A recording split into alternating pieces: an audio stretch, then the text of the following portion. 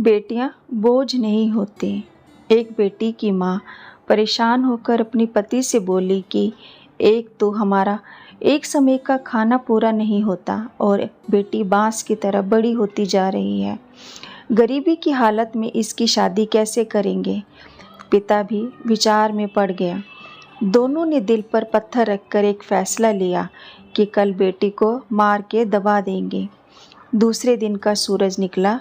माँ ने बेटी को खूब लाड प्यार किया, अच्छे से नहलाया, बार बार उसका सर चूमने लगी। ये देखकर बेटी बोली, माँ मुझे कहीं भेज रही हो क्या?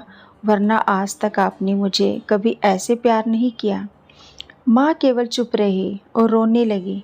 तभी उसका बाप हाथ में फावड़ा और चाकू लेकर आया। माँ ने लड़की को सीने से लगाकर बाप के साथ विदा कर दिया। रास्ते में चलते चलते बाप के पैर में कांटा चुभ गया। वह एकदम से नीचे बैठ गया। बेटी से देखा नहीं गया। उसने तुरंत कांटा निकालकर अपनी फटी चुनरी का एक हिस्सा पैर में बांध दिया।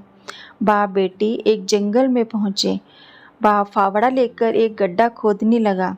बेटी सामने बैठी बैठी सब देख रही थी। थोड़ी देर बाद गर्मी के कारण बाप को पसीना आने लगा। बेटी बाप के पास गई और पहुंचने के लिए अपनी चुनरी दी। पिता ने धक्का देकर बोला, तू दूर जाकर बैठ। थोड़ी देर बाद जब बाप थक गया, बेटी दूर बैठे बैठे देख रही थी।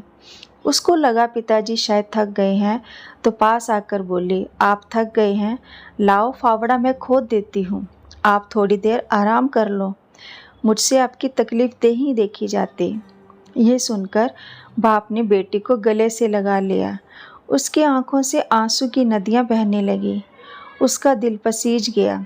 बाप बोला, मुझे माफ़ कर दो बेटी, ये गड्ढा मैं तेरे लिए ही खोद रहा था और तू मेरी इतनी चिंता करती है। अब जो होगा सो होगा, तू हमेशा मेरे कलेजे का टुकड़ा बनकर रहेगी। मैं खुद मेहनत करूँगा और तेरी शादी बड़ी धूमधाम से करूँगा।